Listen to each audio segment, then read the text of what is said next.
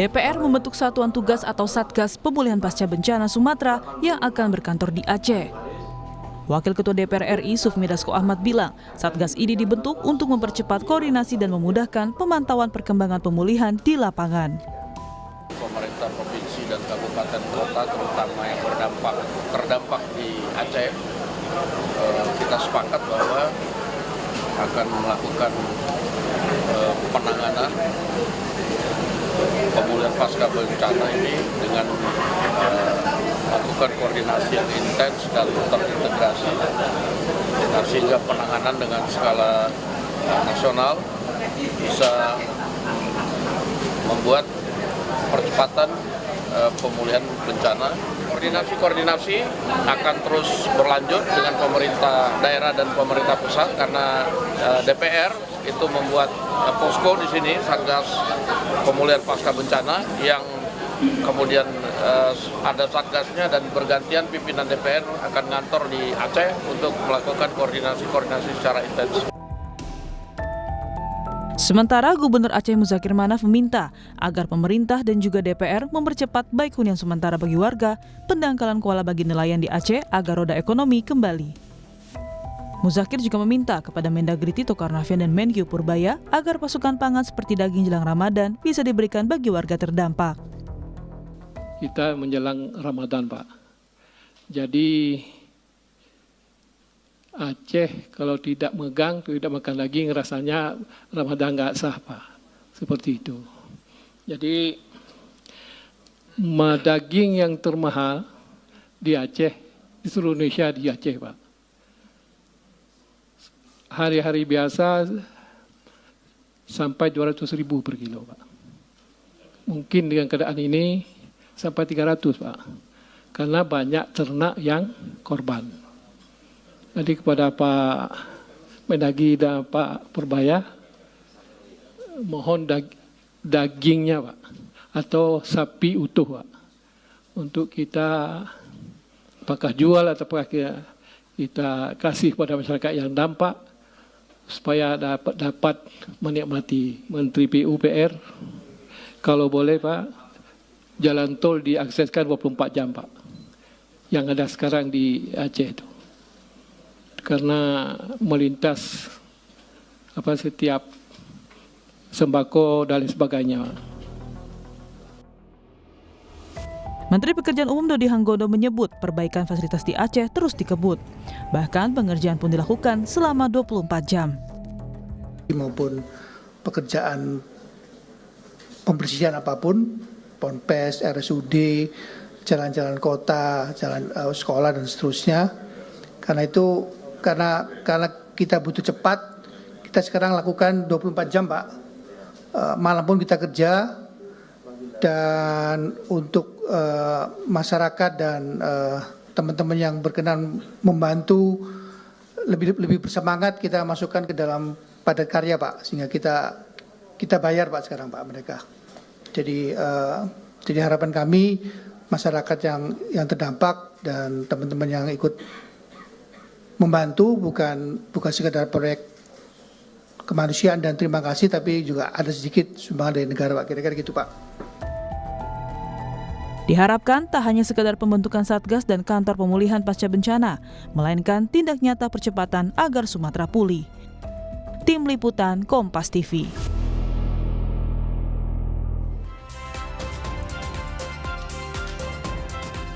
Saudara, pemulihan pasca bencana Sumatera kini tengah dikebut. DPR pun membentuk Satgas agar pemulihan ini memiliki koordinasi yang baik dengan di lapangan. Lalu sebenarnya apa saja yang bisa dimaksimalkan agar Sumatera ini kembali bangkit? Dan bagaimana pula agar koordinasi ke depannya lebih baik? Kita akan tanyakan dan juga bahas bersama dengan anggota Komisi 5 DPR RI dari fraksi Partai Amanat Nasional. Sudah bergabung bersama kami melalui sambungan daring. Ada Pak Bakri telah bergabung bersama kami. Selamat pagi, Assalamualaikum Pak Bakri.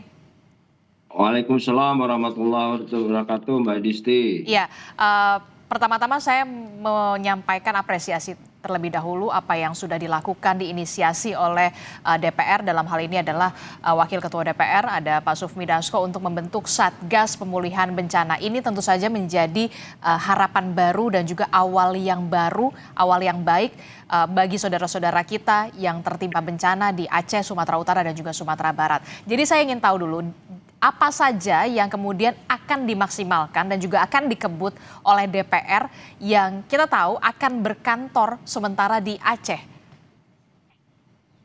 Iya Mbak, baik terima kasih tentunya pemirsa dan pendengar Kompas TV. Ya kemarin memang kami dari DPR, anggota DPR khususnya Kapoksi Komisi 5 bersama pimpinan DPR yang dikomandoi oleh Pak Prof. Dasko, kita terbang dari Halim menuju ke Aceh, langsung di sana rapat koordinasi terkait dengan Satuan Tugas Pemulihan Pasca Bencana di Aceh. Kita tahu memang sudah banyak yang dikerjakan oleh pemerintah, tapi tentu juga jangan sampai ada hal-hal yang tidak tertangani, ya. Oleh sebab itu DPR membentuk ada Satuan Tugas Pemulihan. Nah, di situ baru kelihatan kemarin itu ada memang beberapa hal yang belum maksimal yang dilakukan oleh pemerintah pusat maupun daerah. Tapi kami yakin yang dilakukan oleh pemerintah pusat itu sebagian besar sudah tertangani. Oleh sebab itu rapat tersebut dihadiri oleh banyak hal tentu dari kementerian ya, terutama Menteri PU, Menteri Sosial, Menteri Perhubungan dan Menteri Keuangan ini. Nah, karena memang untuk meyakinkan orang-orang yang bekerja di sana, termasuk juga para pihak ketiga ataupun segalanya, perlu dihadirkan Menteri Keuangan. Nah, kita juga terima kasih Menteri Keuangan langsung eksekusi, meyakinkan kepada pemerintah daerah dan tentu Kementerian PUPR termasuk TNI Angkatan Darat yang bekerja maksimal mungkin bahwa apa yang mereka lakukan insya Allah tidak akan meninggalkan masalah. Nah, oleh sebab itu diundang juga para bupati ya, terutama bupati, ada 6 bupati ya, yaitu Aceh Timur, Aceh Tengah, Aceh Utara, Giles, dan Tamiang. Nah, kami lihat dari beberapa bupati ini memang mereka memaklumi bahwa Aceh Tamiang ini menjadi daerah yang sangat parah, yang memang perlu penanganan khusus. Oleh sebab itu, tim yang dibentuk ini akan berkantor di sana. Kami sudah diinstruksikan oleh Pak Prof. Dasko bahwa kita akan berkantor di sana bergiliran akan membantu pemerintah daerah maupun pemerintah pusat untuk mengevaluasi. Karena bagaimanapun juga kerjanya kerja besar ya, dan bencana ini juga bencana besar, tidak bisa dianggap enteng karena menyangkut nyawa manusia. Nah itu mungkin Mbak Aditya, terima kasih sementara. Oke, jadi DPR akan bergantian untuk berkantor di Aceh untuk bisa mempercepat dan juga memaksimalkan terkait dengan koordinasi antara pemerintah pusat dan juga pemerintah daerah. Apakah ini nanti mekanismenya, sistem kerjanya akan seperti apa? Ataukah nanti akan seperti BRR pada di tsunami Aceh kala itu 2005 hingga 2009 yang punya blueprintnya selama 4-5 tahun? Kita juga ingin tahu untuk Satgas Pemulihan bencana ini untuk Aceh, Sumatera Utara dan juga Sumatera Barat ini blueprintnya targetnya sampai berapa tahun untuk bisa menyelesaikan benar-benar kehidupan di Aceh, Sumatera Utara dan juga Sumatera Barat ini bisa benar-benar hidup dan juga penghidupannya? Ya, kami berpikir bagaimana secepat mungkin ya perekonomian di 6 kabupaten ini di Aceh ini bisa cepat berjalan ya. Dari sekian kabupaten itu memang sudah mulai ya. Terutama seperti jalan dari kabupaten menuju provinsi, dari provinsi Aceh ke Sumatera Utara itu udah bagus. Nah ini perlu percepatan. Nah dari pertemuan kita itu memang ada 3 hal ya kesimpulan yang dibacakan oleh Pak Prof. Dasko, yaitu pertama adalah percepatan ya. Kita jangan sampai melakukan perbaikan tapi selesai tapi lama. Nah ini perlu percepatan. Oleh sebab itu tugas daripada kami nanti akan memantau melihat. Yang kedua adalah dari pihak kementerian seperti PU, Perhubungan, ya, Keuangan ataupun Basarnas, BNPB itu nanti akan menempatkan PIC-nya di sana. Karena kami memang lihat masih ada, tidak menutup kemungkinan ya. Kita berharap apa yang menjadi keluhan daripada pemerintah daerah, bukan hanya pemerintah daerah, camat, kepala desa pun kalau perlu masyarakat tahu kemana saya mengadu. Oleh sebab itu kami bentuk PIC di sana. Ya, PIC yang memudahkan koordinasi pemerintah pusat, daerah dan masyarakat. Terus yang kedua adalah kita perlu penanganan khusus ya. Tapi seperti kemarin kita lihat itu yang menjadi keluhan juga adalah pengungsi ya. Pengungsi masih ada di beberapa daerah. Tapi walaupun demikian sudah ada penanganan. Nah, perlu penempatan khusus, penyiapan rumah yang permanen untuk mereka. Nah, di situ pemerintah ataupun daerah itu ada kendala, masalah tanahnya bagaimana, apakah bisa dibangun apa tidak. Yang kedua, kayu yang berlimpah ruah di sana yang mengganggu, yang sudah dibersihkan itu gimana statusnya, apakah boleh dikelola atau dibuang atau bagaimana, ini kan perlu semuanya. Nah, oleh sebab itu perlu penanganan khusus. Termasuk juga apa yang dikatakan oleh Pak Gubernur, beliau sudah memikirkan untuk 2-3 bulan akan datang bagaimana nanti kalau pada saat mau lebaran apa semuanya, jangan sampai nanti sudah dekat baru sibuk menyiapkan ternak apapun semuanya. Oleh sebab itu hal-hal begini perlu dilakukan penanganan khusus. Oleh sebab itu kami hadir di situ di bawah komando Prof Dasko akan siap sedia mendengar dan menyampaikan kalau perlu kita akan melakukan tindakan khusus. Ya, jangan sampai saudara-saudara kita 1x24 jam mereka tidak bisa merasakan apa yang dilakukan oleh pemerintah daerah maupun pusat. Oke, jadi mulai berkantor ini mulai per 1 Januari 2026 tidak hanya DPR tapi juga perwakilan dari kementerian terkait ya, ada dari Kementerian Infrastruktur dan juga kementerian lainnya akan juga berkantor di sana secara bergantian. Iya, betul. Kita akan posko di sana ya, posko ya. Kita posko. Kita tidak ingin penanganannya lambat, ingin penanganannya cepat. Memang koordinasi ini memang pekerjaan yang tidak gampang, Mbak. Karena kadang-kadang timbul masing-masing ego masing-masing dan peraturan masing-masing ya. Walaupun satu presiden tapi mereka punya menteri beda-beda. Nah, ini yang kadang-kadang yang harus. Nah, DPR inilah, kita kan di DPR itu ada 13 komisi ya, komisi semua membidangi kementerian. Nah, di sini kita akan melakukan koordinasi.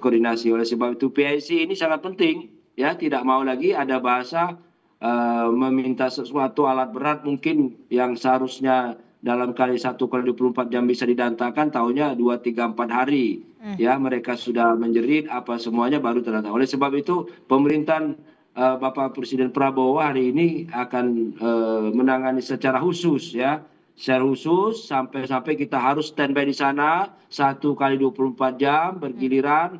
Jangan sampai bahwa pemerintah daerah ada bahasa susah menyampaikan sesuatu kepada pemerintah pusat. Nah, banyak hal sebenarnya yang dilakukan. Seperti kemarin Menteri Keuangan juga sudah melakukan bahwa ada perlakuan khusus terhadap anggaran untuk daerah yang berdampak bencana. Ya, saya pikir bukan hanya Aceh, tentu juga Sumatera Barat, Medan juga demikian. Nah, ya sekali lagi bahwa kami DPR itu memang harus selalu hadir di tengah masyarakat. Bagaimana apa yang disampaikan oleh masyarakat, bukan hanya kepala daerah, Mbak ya, bupati, camat, masyarakat yang terdampak langsung pun harus kita dengar ya, karena mereka yang menjerit, mereka yang merasakan. Sebab itu DPR harus hadir di tengah mereka. Termasuk juga mendorong juga BNPB untuk bersurat begitu ya kepada Kementerian Keuangan, karena kemarin juga kan Pak Purbaya mengatakan sebenarnya BNPB masih punya dana tersisa 1, sekian triliun rupiah yang bisa dicairkan hari ini terakhir untuk saudara-saudara kita. Ya, betul Mbak. Memang kemarin kita rapat di sana itu yang menjadi plus banyak disampaikan ketersediaan anggaran ya. Menteri Keuangan juga meyakinkan kepada seluruh kementerian jangan takut, jangan ragu bahwa uang pemerintah pusat ada standby khusus untuk menangani bencana ini untuk ke depan. Jadi tidak lagi ada yang menakut-nakutkan seandainya nanti ini tinggal berapa hari. Sampai-sampai kita kemarin mendarat ke Halim, masih juga diadakan pertemuan Menteri Keuangan dengan Kepala Staf Angkatan Darat yang kita tahu hampir menggerakkan 12.000 personilnya untuk membantu bencana yang ada di Aceh. Termasuk juga dari Kementerian Kemenko Pangan begitu ya, karena ini kan erat sekali kaitannya soal pendistribusian bantuan logistik, makanan, kebutuhan masyarakat di sana begitu. Terlebih juga sudah disinggung sebentar lagi mau bulan Ramadan, ini yang kemudian harus menjadi perhatian juga dari pemerintah pusat pastinya ya, Pak Bakri. Iya. Ya, jelas Mbak. Jadi bukan hanya dari infrastruktur, dari kebutuhan sehari-hari mereka juga. Oleh sebab itu kita juga mengapresiasi kepada Pak Menteri PU, Menteri Perhubungan, mereka melibatkan masyarakat ya. Tidak hanya artinya bahwa aparat ataupun relawan yang hadir di sana, tapi melibatkan masyarakat sehingga masyarakat juga dapat penghasilan. Ya, mereka tahu, mereka dibantu dengan uang yang sifatnya swakelola. ya, sehingga mereka juga merasa perekonomian terbantu. Jadi semua kita gerakkan di sini, Mas, Mbak Isin. Kita gerakkan semuanya bagaimana tidak hanya infrastruktur, tapi bagaimana manusia itu perekonomiannya bisa berjalan. Tapi alhamdulillah kita dengar dari enam bupati itu sudah ada beberapa bupati yang memang mereka sudah merasakan bahwa apa yang dilakukan oleh orang-orang yang terlibat dalam penanggulangan bencana ini atau pemulihan bencana ini di Aceh ini sudah terasa mereka. Sudah ada beberapa aktivitas, ya, sudah ada mulai pasar, lampu pun juga sudah mulai dirasakan, begitu juga komunikasi. Ya insya Allah, karena memang ini titiknya menyebar, Mbak, ya. Titiknya menyebar, tidak terfokus ke satu titik, tapi banyak sekali. Dan memang perlu penanganan khusus. Jadi oleh sebab itu Satuan Tugas Pemulihan Pasca Bencana ini dibentuk oleh komando kita oleh Pak Dasko ini sangat tepat, dan kami di DPR akan berkomitmen akan membantu terus, ya, lebih cepat lebih bagus penanganannya, dan insya Allah mudah-mudahan warga kita, masyarakat kita yang ada di Aceh maupun di Sumatera termasuk di Medan juga bisa menikmati tahun baru, termasuk juga dalam rangka menyambut hari raya ke depan ini. Oke, kita harapkan tidak ada lagi report ada desa yang kemudian belum teraliri listrik, belum kemudian ada desa yang masih terisolasi karena tidak ada jaringan komunikasi. Tentu saja kita harapkan di 2026 ini tidak ada report-report semacam itu lagi ya Pak ya, karena memang sudah ada Satgas pemulihan bencana. Betul, ya betul, memang kita harapkan, memang kemarin sedikit saya pada saat bicara kemarin sempat interupsi. Ya, interupsi, jangan lagi ada kementerian-kementerian yang minta bantu kementerian ini. Kalau toh memang menteri itu bisa menangani hal tersebut dilaksanakan. Termasuk juga seperti kemarin itu PLN. PLN perlu orang untuk ini. Saya pikir ya dilakukan aja. PLN sendiri yang ngerjakan.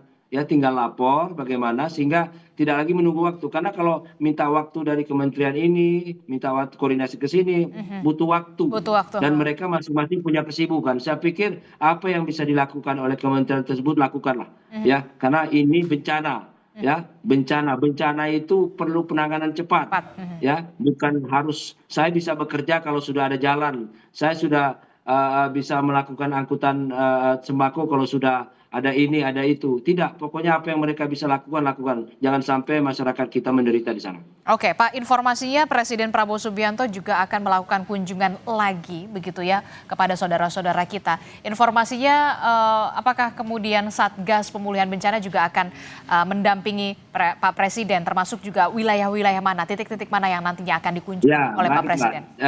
Itu kita sudah berbagi tugas supaya semuanya juga terlibat, ya. Karena ini antusias daripada anggota dewan, ya, yang ada di DPR ini memang antusias sekali, mereka terpanggil, Mbak, ya. Seperti saya, daerah pemilihan saya Jambi, walaupun bukan daerah saya Aceh, Sumatera Barat dan Medan, tapi merasa terpanggil untuk membantu keluarga-keluarga itu. Karena ada orang Aceh, orang Medan, Sumbar juga ada di Jambi, Mbak. Orang Jambi pun ada juga di sana. Jadi tidak lagi kita melihat daerah ini, yaitu adalah negara kesatuan Republik Indonesia yang harus kita bantu. Mereka saudara kita semua. Oke, Pak, terkait dengan Satgas Pemulihan Bencana ini kan tentu saja menjadi harapan baik supaya kemudian ada percepatan di sana, koordinasinya satu pintu begitu ya.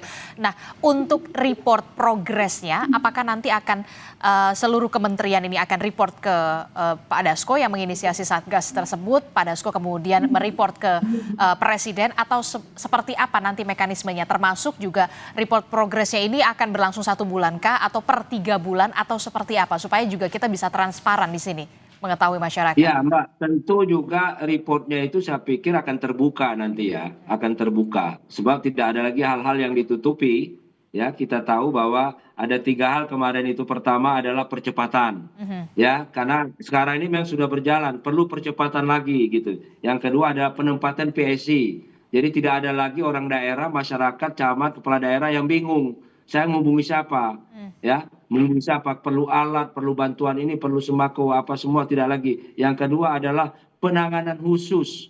Nah, jadi tidak lagi bahwa ini saya bisa menyalurkan ini kalau ada ini. Saya tidak ada lagi apa yang bisa kamu lakukan.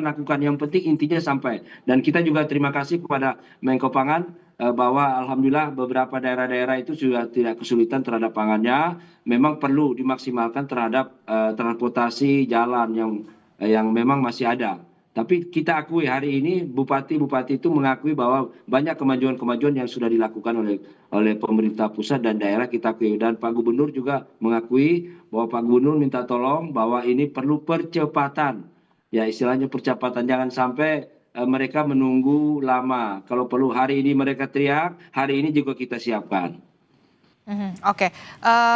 Termasuk juga soal anggaran ya, yang kemudian ada perlu penyesuaian juga untuk bisa diprioritaskan ke Aceh, Sumatera Utara dan juga Sumatera Barat. Ya, Mbak, ada yang istimewa Mbak, perlu juga saya sampaikan dan merasa terharu juga beberapa bupati bahwa kita tahu efisiensi terhadap anggaran daerah pusat ini DAK itu memang kita tahu ada perlakuan khusus ya oleh pemerintah pusat. Nah khusus untuk Aceh, daerah yang berdampak termasuk mungkin daerah-daerah yang lain itu akan dilakukan perlakuan khusus. Saya dengar Pak Menteri Keuangan akan melaporkan ke Presiden, minta persetujuan DPR bagaimana anggaran mereka itu kembali normal.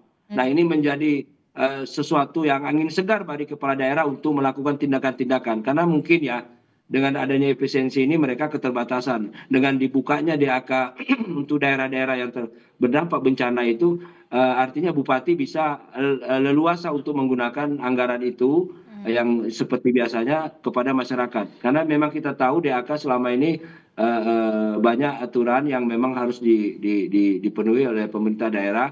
Nah hari ini kemarin kita dengar langsung dari Menteri Keuangan bahwa Menteri Keuangan akan menyampaikan kepada Presiden permintaan daerah itu, permintaan para bupati kepala daerah itu yang terdampak bencana DAK-nya harus diberlakukan seperti biasa. Nah ini merupakan yang segar, jadi bukan hanya pemerintah pusat, ya pemerintah daerah, kabupaten, provinsi pun bisa langsung action.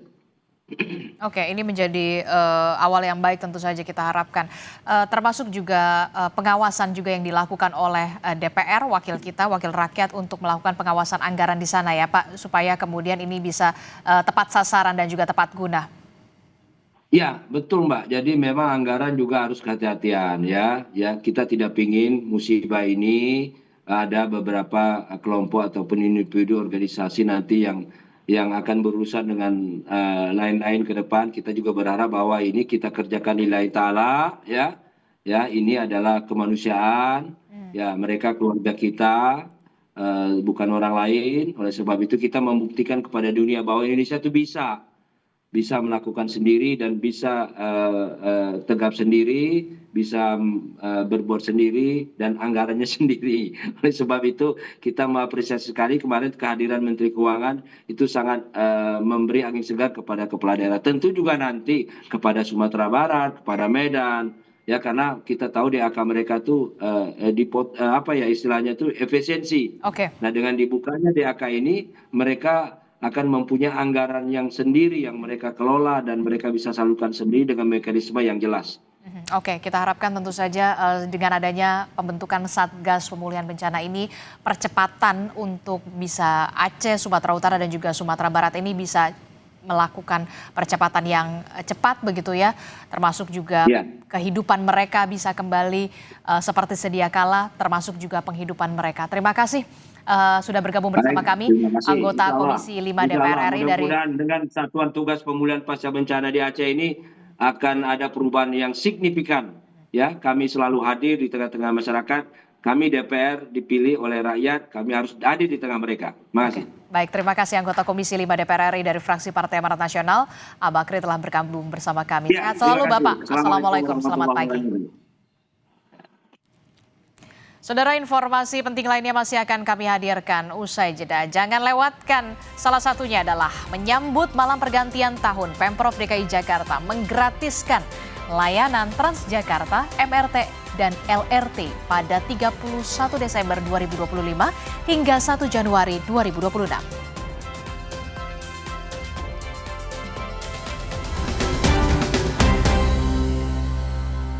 Viva melewati 7 tahap nanopurifikasi, menjaga dan memastikan setiap tetesnya mengandung mineral baik yang diperlukan tubuh, sehingga begitu sejuk di tiap teguk. Aku Viva, murni pasti sejuknya dari Wings Food.